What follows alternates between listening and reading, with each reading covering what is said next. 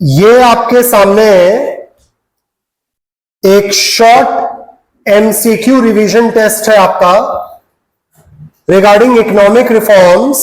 जितना अभी हम लोग ने पढ़ा है उससे रिलेटेड 9 क्वेश्चंस हैं, 6 minutes I am giving, quickly solve it, जल्दी से करिए। चलिए stop writing now, let's see. पहला क्वेश्चन है आपका, which of the following was the primary reason for economic crisis in India in 1991? Main reason क्या था? High inflation and booming stock market. Stock market booming का मतलब क्या हुआ? Stock market बहुत अच्छा परफॉर्म कर रहा था। स्टॉक मार्केट इतना अच्छा परफॉर्म ना करे इसलिए हम लोग को इकोनॉमिक रिफॉर्म लाना पड़ा, ये इसका रीजन है। स्टॉक मार्केट क्रैश कर जाए ये चाहते थे हम लोग? नहीं। सी वाला आप देखिए, severe balance of payment crisis and depleting foreign exchange reserves, ये हमारे लिए सबसे बड़ी समस्या थी। बैलेंस ऑफ पेमेंट का नेगेटिव होना और फॉरेन एक्सचेंज की लगातार कमी होते जाना। Second, new economic policy introduced in India in 1991 is broadly categorized into the 2 sets of measures. कौन से 2 sets of measures क्या रहे?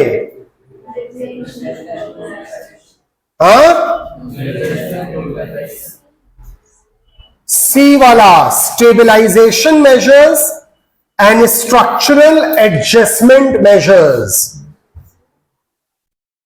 लिबरलाइजेशन ग्लोबलाइजेशन नहीं। मेजर्स थे किस टाइप के? मेजर्स थे ऐसे जिससे इकोनॉमी को स्टेबलाइज किया जाए और पूरे हमारे स्ट्रक्चर में, मतलब देश को संचालित करने के तरीके में बदलाव किया जाए। तो proper answer is stabilisation measures and structural adjustment measures. One of the key objectives of the economic reforms in India since 1991 was to क्या? Increase the role of public sector.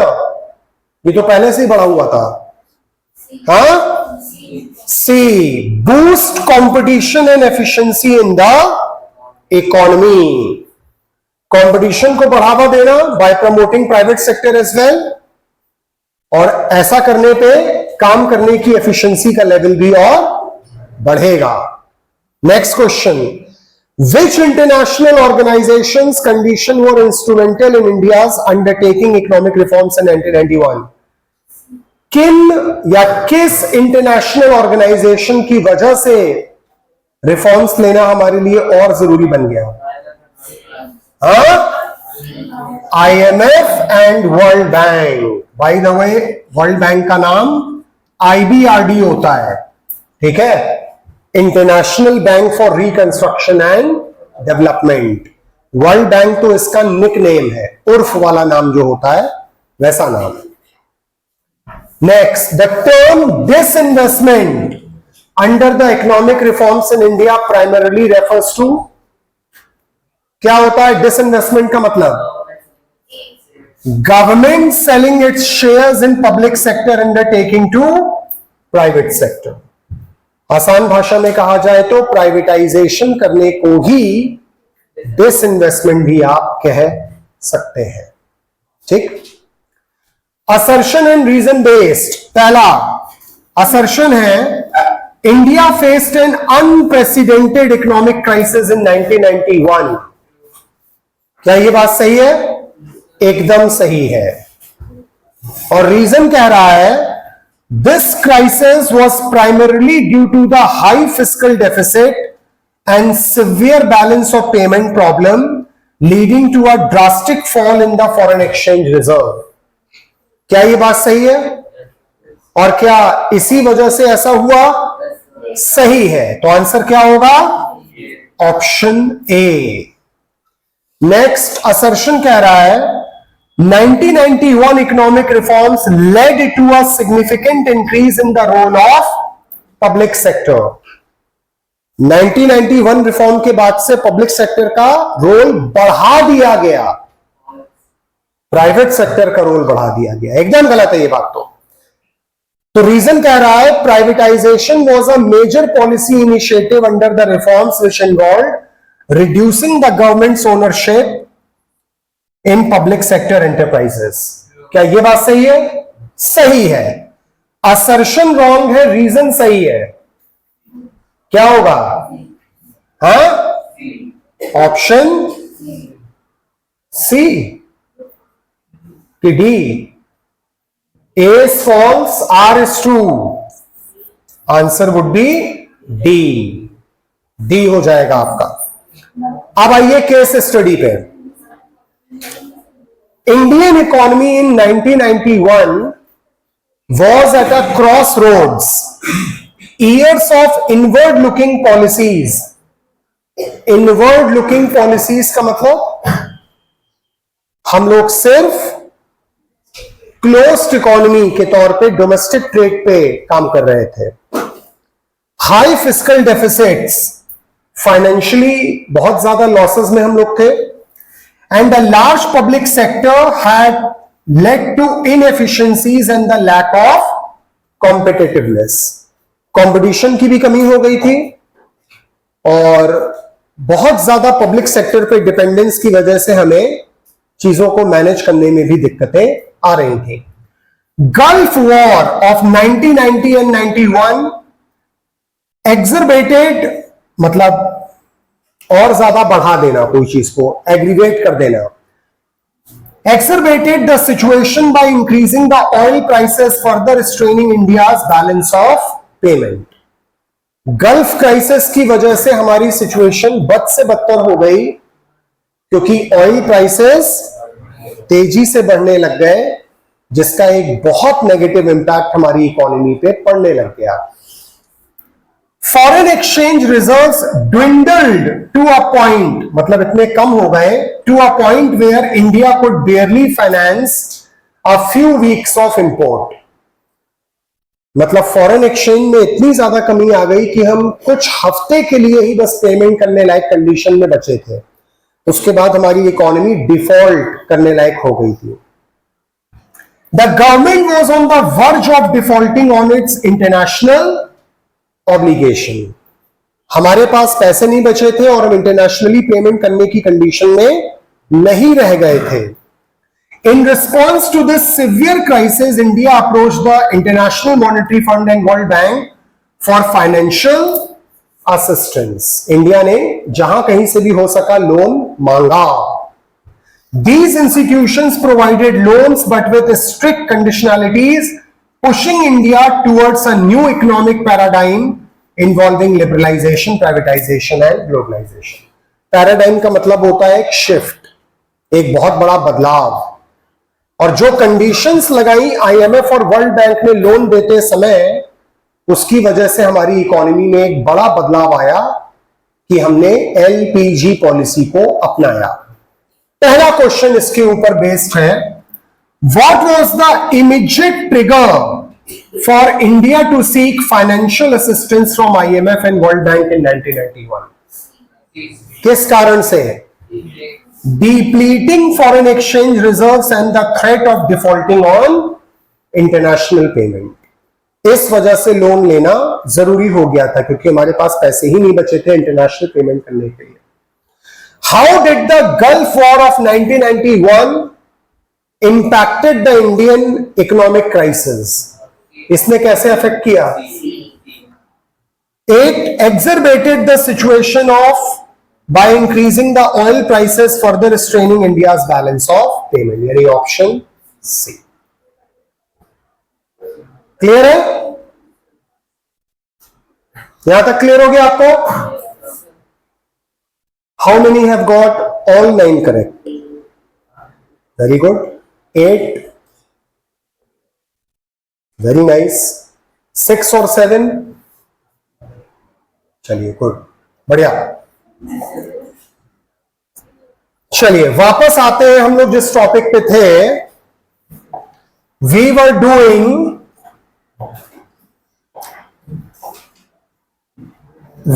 Doing the topic economic reforms, और last term तक पे हम लोगों ने liberalisation, globalisation, privatisation, इन सारी चीजों के ऑब्जेक्टिव्स या फीचर्स को भी हम लोगों ने पढ़ लिया था. अब आगे बढ़ते हैं और अब आते हैं यहां पे the topic being positive impacts of economic reforms. Economic reform से हमारी इकोनॉमी पे फायदे वाली बातें क्या क्या आई. Now this is full of datas. बहुत सारा डेटा वाला काम है यहां पर. इसमें बहुत ज्यादा पढ़ाने लायक कुछ नहीं है, डेटा ही डेटा है. तो जो मेन डेटा है वो मैं आपको मार्क करा दूंगा, वो आपको देखना पड़ेगा. पहला फायदा हुआ increase in GDP growth rate in India. हमारी जीडीपी का रेट इकोनॉमिक रिफॉर्म आने के बाद से तेजी से बढ़ने लग गया. After 1991, India's GDP growth rate increased year by year, and in the year 2015-16, it was estimated to be at 7.5%, whereas it was only 1.1% during the year of 1990 and 91. कहां मात्र 1% के करीब था, जो बढ़ करके लगभग 7.5% तक पहुंच गया बाय द ईयर 2015 एंड 16. तो ये काफी बड़ा बदलाव था. Rate of unemployment was high before the adaptation of the new economic policy, but in 1991 the rate of employment increased. और कैसे बढ़ा ये? Because of MNCs started investing in India. MNCs मतलब बहुत सारी देश में आई और उन्होंने पैसा लगाया देश में, which resulted in the new job openings and the requirement for employees was created. यानी एम्प्लॉयमेंट अपॉर्चुनिटीज देश में हमारे बढ़ने लग गई, क्योंकि बहुत सारे बिजनेसेस, विदेशी बिजनेसेस इंडिया में स्टैब्लिश होने लग गए. An increase in the countries per capita income. पहले कितनी थी? Per capita income refers to the average income earned by a person in a given country. In 1991, per capita income of India was 11,235, but in 2014 and 15, per capita income reached 85,533. लगभग 8 गुना, 8 times हमारे देश की per capita income बढ़ गई. ये एक बहुत बड़ा अचीवमेंट रहा. Increase in foreign direct investment, FDI भी हमारे देश में बढ़ा. पहले कितना था? मात्र 408 करोड़ 1991 में, जो कि बढ़ के 1,06,000 करोड़ से भी ज्यादा हो गया इन 2015. मतलब ये तो बहुत ही बड़ा चेंज आ गया. कहां 400 और कहां 1,06,000 से भी ज्यादा. बहुत बड़ा बदलाव. Decrease in the fiscal deficit, financial deficit में भी हमारी कमी आई. खर्चे कम हुए, आमदनी बढ़ी. A fiscal deficit refers to a situation where the revenue generated is exceeded by the expenditures made by the government. सरकारी खर्च सब ज्यादा हो जाए और आमदनी कम, उसे फिस्कल यानी फाइनेंशियल डेफिसिट कहते हैं. The fiscal deficit of India before 1991 was 8.5% of gross operating profit, but it came down to 4% in the year 2015. ये सारे हमको फायदे मिले इकोनॉमिक रिफॉर्म्स को अप्लाई करने के बाद. लेकिन देखो भाई, किसी भी चीज के सिर्फ फायदे तो होते नहीं है भाई. कुछ फायदे होते हैं तो कुछ नुकसान भी होते हैं. नुकसान क्या है या क्या हुए नुकसान, उनकी भी बात कर लेते हैं. Negative impacts of economic reforms. पहला, agriculture has been the backbone of Indian economy, but because of new economic policy NEP, there was a decrease in the growth rate of agricultural sector. सारे sectors, industries और service sector तो grow हुए, लेकिन agriculture में कोई खास अंतर नहीं आया, रादर वो और खराब हो गया। The agricultural sector came from giving employment to 72% of the population in agriculture and a contribution of 29% to GDP in 1991 to a drastic fall of 17.9% contribution in GDP in 2014. जितना ये कंट्रीब्यूट करता था economic reform के पहले, अब वो बहुत तेजी से गिर करके 17.9% पे आ गया। अगेन आपको मैं अगर बताता चलूं साथ में, कल येस्टरडे कुछ ऐसा हुआ है जिसकी वजह से इंडियन इकोनॉमी के ऊपर काफी नेगेटिव असर आने की पूरी पूरी पूरी पूरी संभावना है। पूरी पूरी संभावना। डोनाल्ड ट्रंप ने फाइनली टैरिफ डिसाइड कर दिया है। इट इज 25% टैक्स यानी tariff plus there might be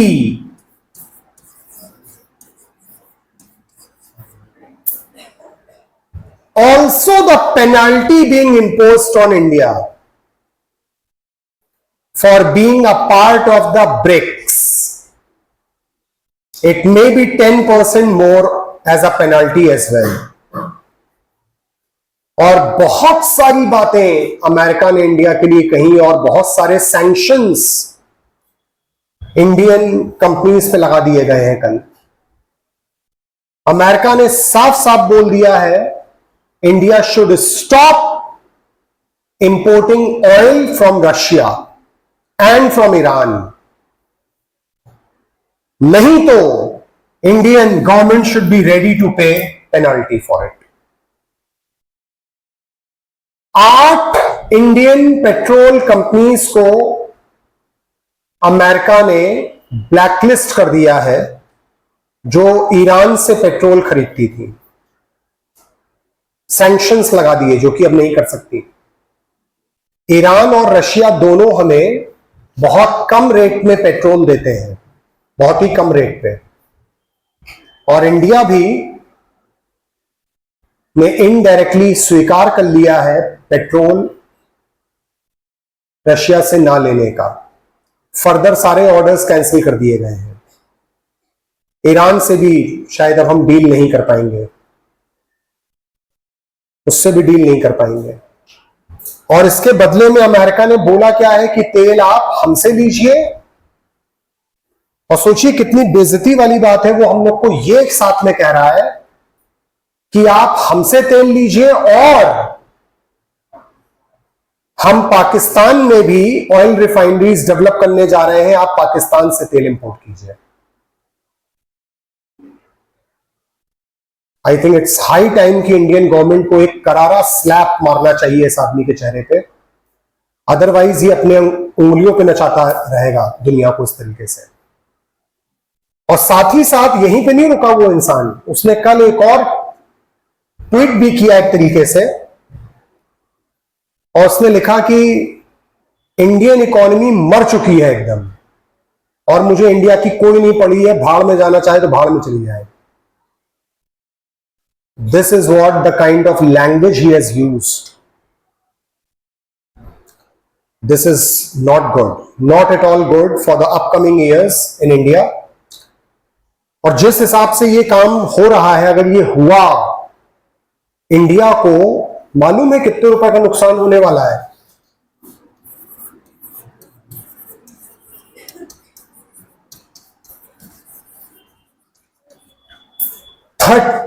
billion dollars का इंडियन कंपनीज को नुकसान होगा इसकी वजह से, अगर ये सब ऐसा हुआ तो it's going to be very very very dangerous if actually it gets applied. और जो कि आप मान के चलिए अप्लाई हो ही गया है अब, ये इसमें कोई बहुत ज्यादा रद्दोबदल होने की चांसेस अब है नहीं। प्लस एग्रीकल्चर हमारा और भी ज्यादा जो बैकबोन है ये पूरी तरीके से टूट जाएगी, क्योंकि अमेरिका ने एक और कंडीशन लगाई है इंडिया पे कि आप एग्रीकल्चरल प्रोडक्ट्स भी, खास तौर से मिल्क प्रोडक्ट्स, आपको अमेरिका से परचेज करने पड़ेंगे। आप सोचिए पूरी इंडियन इकोनॉमी तहस नहस हो जाएगी अगर ये सारी बातें हम मानते चले जाएंगे एक एक करके, तो इंडिया में कुछ बचेगा ही नहीं। मतलब जो ब्रिटिश ईस्ट इंडिया कंपनी हमको गुलाम बना करके छोड़ के गई थी, इनडायरेक्टली वही काम अमेरिकन इकोनॉमी हम लोग को करने के लिए कर रही है एक तरीके से इस समय। It is very dangerous. Let's see the things turns to be good in the coming few days, maybe. देखते हैं, जैसा भी होगा पता चलेगा। और क्या दिक्कत हुई? Reduction in employment level. Employment level, अभी हम लोगों ने पॉजिटिव में पढ़ा था कि एम्प्लॉयमेंट लेवल बढ़ गया, लेकिन किस टाइप का? कुछ गिने चुने चीजों में बढ़ा, ओवरऑल ये घट गया। कैसे? Because of the strict labour laws impose due to the economic liberalisation in the manufacturing industries, the employment level of the country had a downfall. Labour laws को बहुत स्ट्रिक्ट बना दिया गया, जिसके चलते इंडिया में लोगों के लिए लेबर्स को रख पाना मुश्किल हो गया, और मैकेनाइजेशन बहुत तेजी से हुआ। यानी लेबर इंटेंसिव की जगह हम लोग कैपिटल इंटेंसिव, मशीनों पे ज्यादा डिपेंड होने लग गए। इसकी वजह से लोगों को जॉब मिलना बहुत मुश्किल और कम हो गया। Globalization of the economy caused threats to local businesses and companies। यही तो मैं कह रहा हूं अभी भी। ग्लोबलाइजेशन होने की वजह से फॉरेन कंट्रीज के प्रोडक्ट हमारे देश में ज्यादा बिकने लग गए, और हमारी खुद की जो डोमेस्टिक कंपनियां थी उनके सामानों की डिमांड में लगातार कमी आने लग गई। और आज भी आप देखो तो डोमेस्टिक इंडस्ट्रीज के प्रोडक्ट बिकते ही कहां हैं इंडिया में।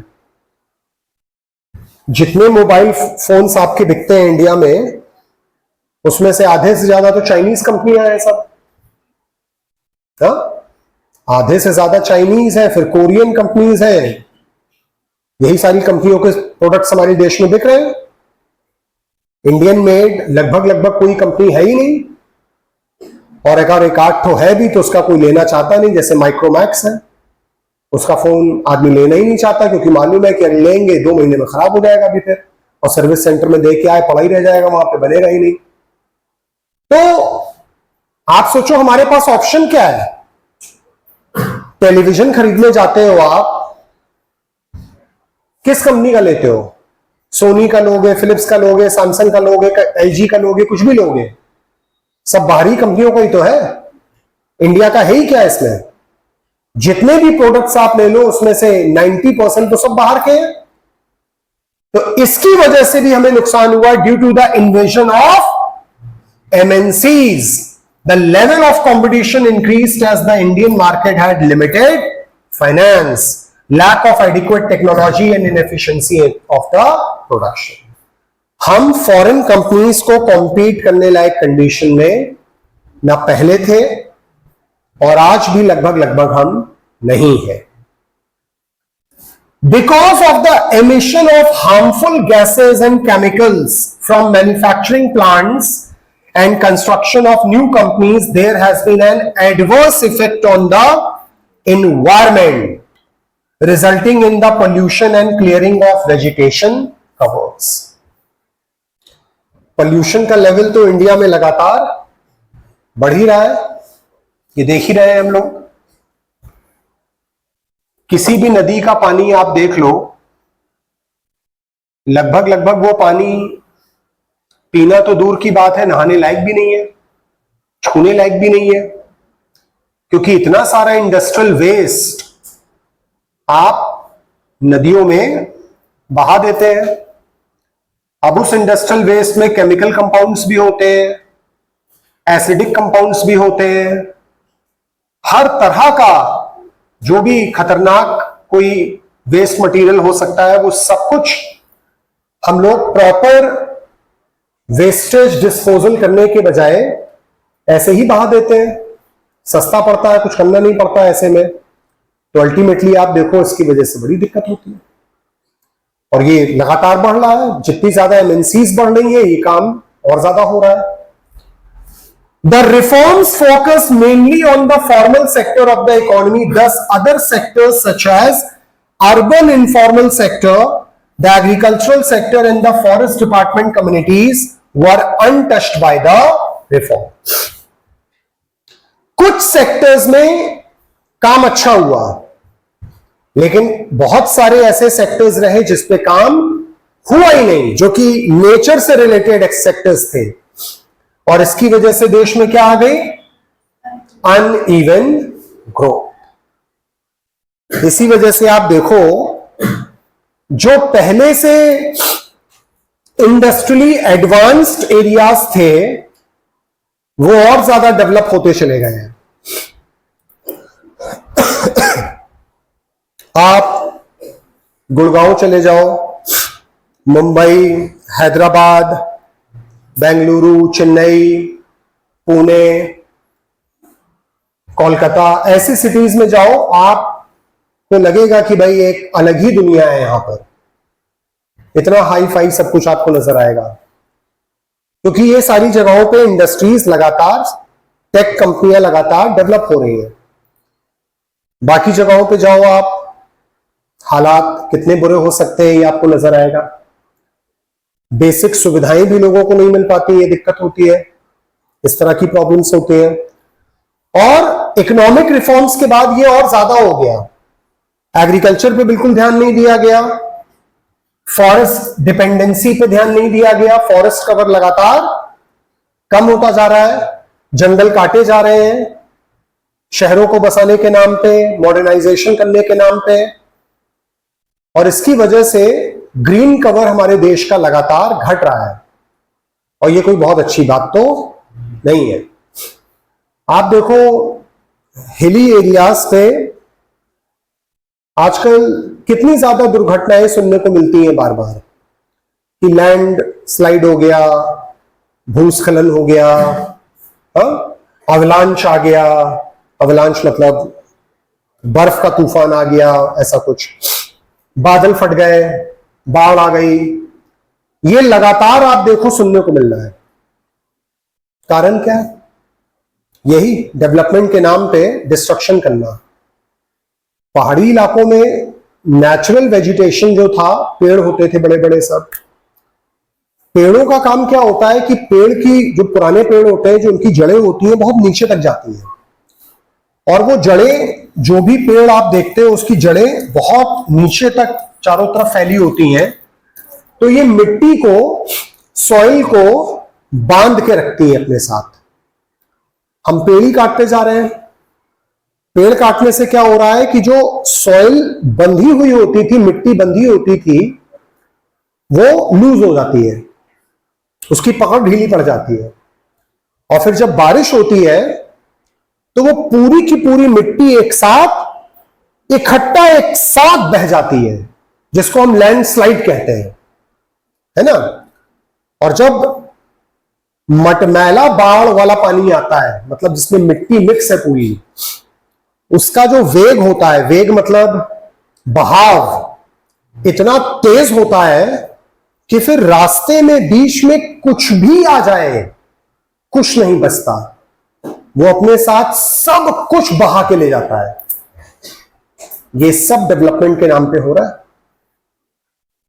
आए दिन आप सुनते रहते हो ये सब घटनाएं, है कि नहीं? ये सब डेवलपमेंट की वजह से, अनप्लान्ड डेवलपमेंट जब आप करते हो तो इसी तरह की समस्याएं देखने को मिलती हैं।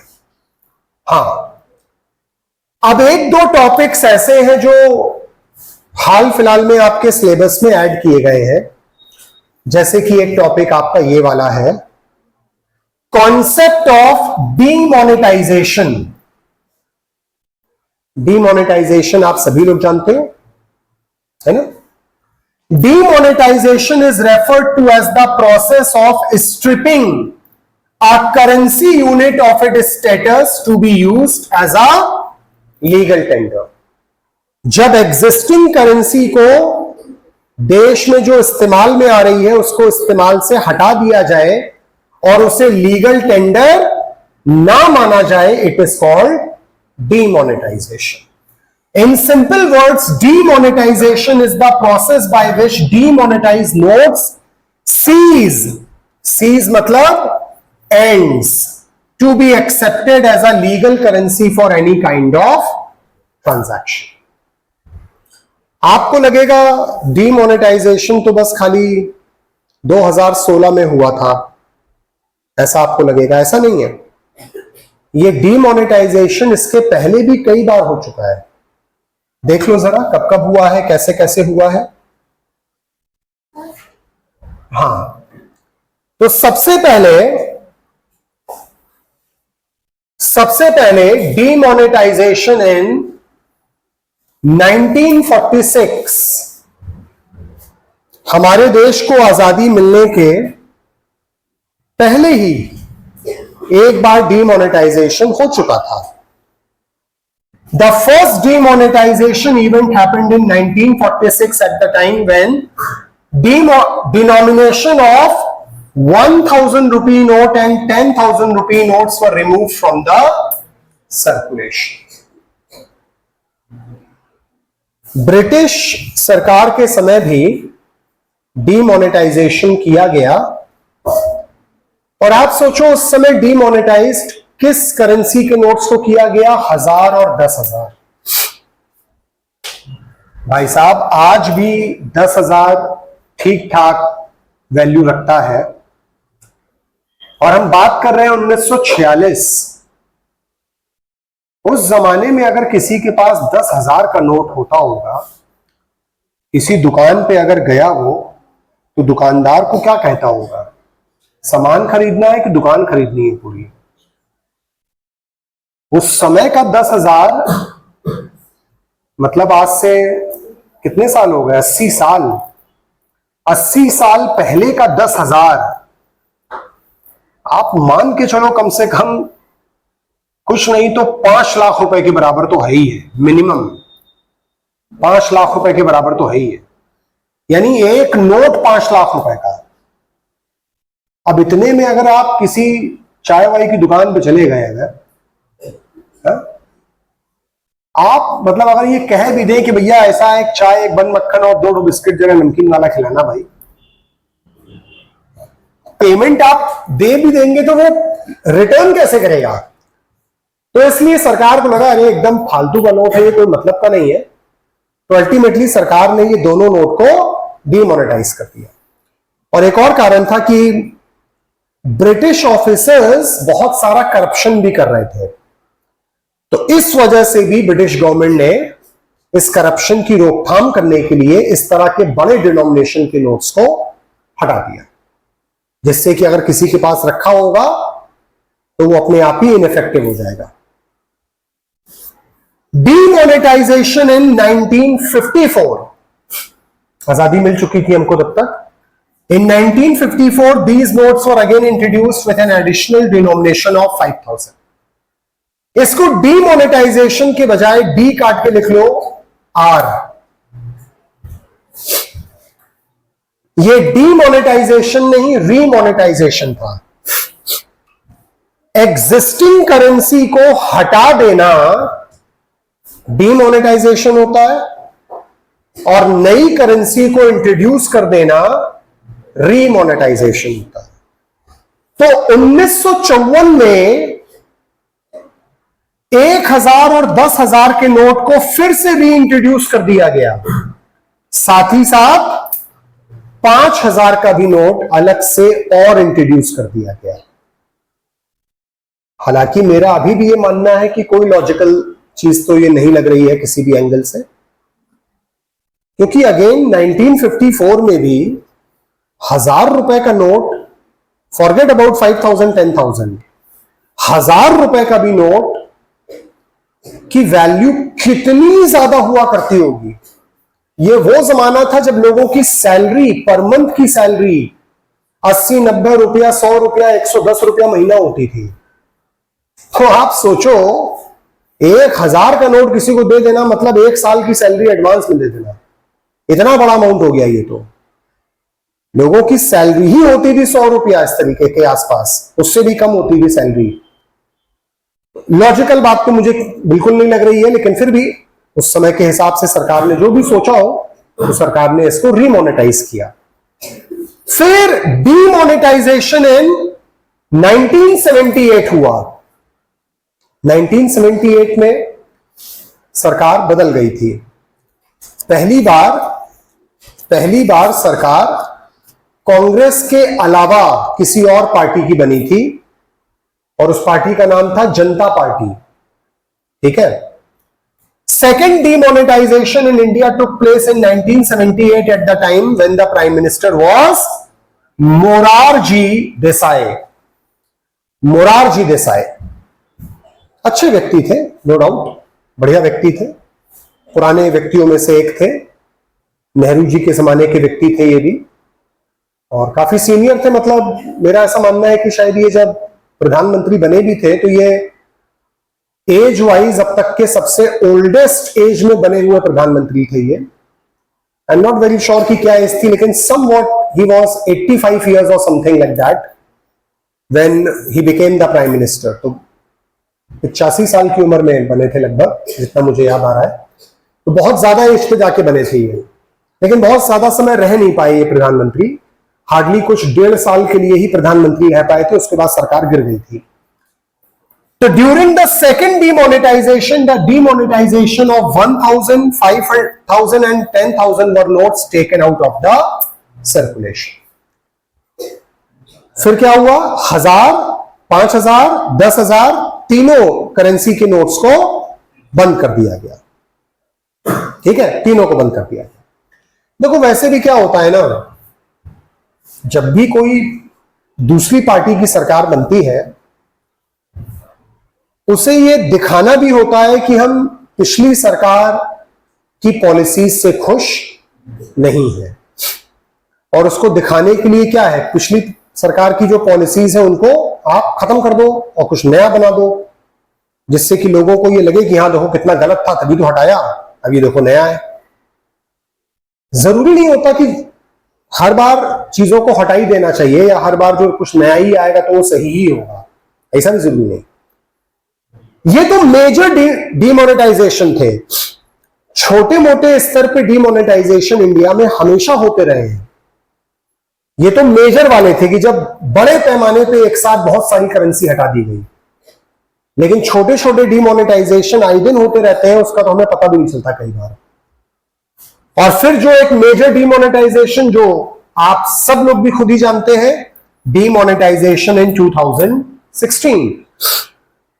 The latest demonetization was announced on 8 November 2016 by the Prime Minister Narendra Modi. During this demonetization, the notes that were taken out of the circulation were the denomination of 500 and 1000. और इसकी जगह पे रीमोनेटाइजेशन किया गया, इसका 2000 की नोट का भी, 200 रुपए की नोट का भी रीमोनेटाइजेशन भी किया गया।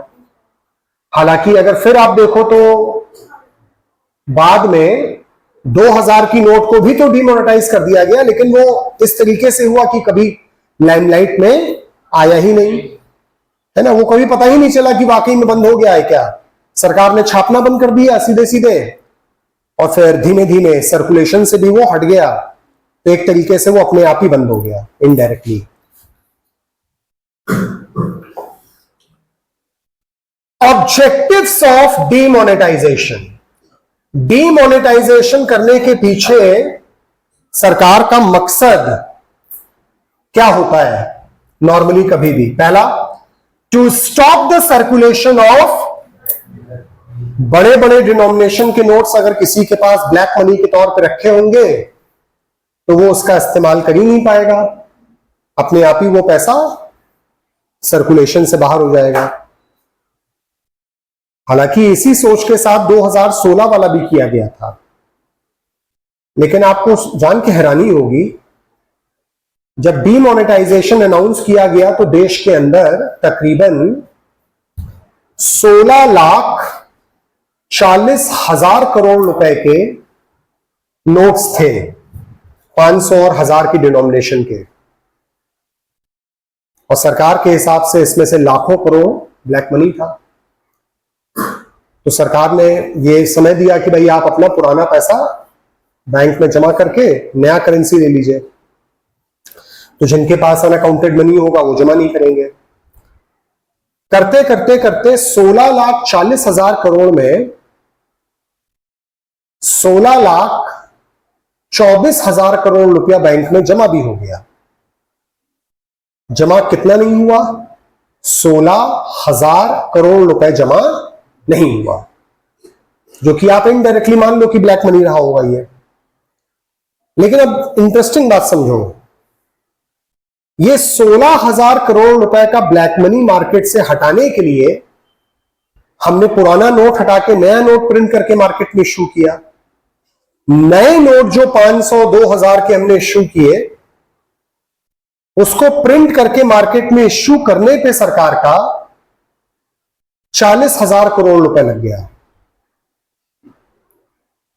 यानी हमने 40,000 करोड़ रुपए खर्च करके 16,000 करोड़ रुपए का ब्लैक मनी पकड़ा। This is the economics. अब सोचिए आप, इसमें क्या दिमाग कैसा क्या हुआ ये। मतलब it was a blunder when it comes to the execution. सोच बहुत अच्छी थी, no doubt, execution was pathetic. बहुत सारे बैंक वालों ने क्या किया, जब पैसा एक्सचेंज करने का था ना, तो उसमें नियम बनाया गया कि आप आधार कार्ड की फोटोकॉपी लगाएंगे तो एक दिन में आप 4,000 या ऐसे कुछ नोट एक्सचेंज करा सकते हैं। अब लोगों ने आधार कार्ड की कॉपी लगा दी थी। बैंक वालों ने क्या किया, उसी आधार कार्ड पे कितने कितने लोगों को नोट दे दिया। मतलब आधार कार्ड मेरा है, मुझे खुद में 40,000 एक्सचेंज होके मिला है, मेरे आधार कार्ड पे 1,000 लोगों को और भी पैसा इश्यू हो गया है। यह काम हुआ। अगर इसकी वाकई में जांच पड़ताल की जाए तो पता चलेगा कितना बड़ा फ्रॉड हुआ था इसमें। लेकिन अब कहां जांच पड़ताल, छोड़ो हटाओ, कोई होना है तो है नहीं ये सब। To help in reducing the interest rates of the prevalent banking system. Reducing the interest rate of the prevalent bank system. Interest rate को भी थोड़ा कम करने के लिए सर्कुलेशन से मनी को कम किया गया। सर्कुलेशन में कम रहेगा मनी तो लोगों को मनी की जरूरत ज्यादा होगी, और मार्केट में मनी सप्लाई बढ़ाने के लिए बैंक्स लोन ज्यादा देंगे, और लोन ज्यादा देने के लिए वो इंटरेस्ट रेट क्या करेंगे, कम कर देंगे, तभी तो लोग ज्यादा लोन ले पाएंगे। To help in creation of, ये तो जरूर हुआ है काफी हद तक, और ये अच्छी बात भी है। ये वाकई में हमने अचीव ऑलमोस्ट कर लिया है काफी हद तक। अब ज्यादातर लोग आप देखो ऑनलाइन ट्रांजैक्शंस करने लग गए हैं, कैश का इस्तेमाल बहुत कम हो गया। अब लोग अपने वॉलेट में भी कैश बहुत लिमिटेड क्वांटिटी में ही रखते हैं, खाली इमरजेंसी के लिए कि कहीं पे अगर ऑनलाइन पेमेंट ना एक्सेप्ट हो रहा हो तब, अदरवाइज तो सब ऑनलाइन करने लग गए। To formalise the informal Indian economy, informal sector में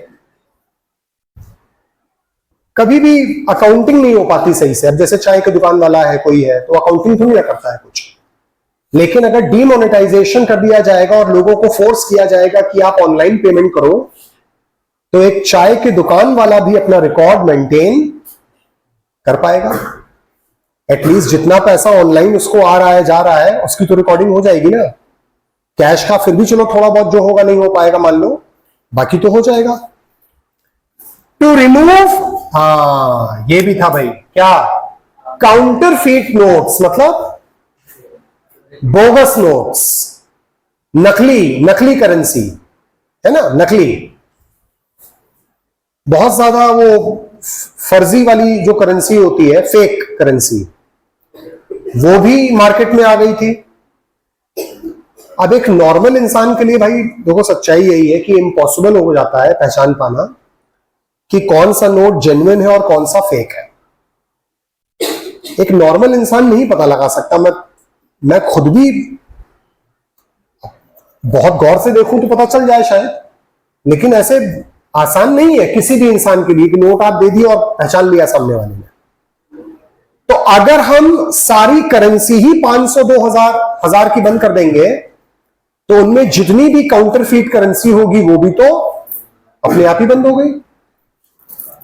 to help reduce anti social activities and their finances, terrorist activities, criminal activities, जहां पे क्रिमिनल्स को, टेररिस्ट्स को बहुत ज्यादा पैसा इसी तरीके से दिया लिया जाता है, उस पर भी हम एक कंट्रोल रख पाएंगे अगर हम इस तरह से नई करेंसी प्रिंट कर दें पुरानी वाली को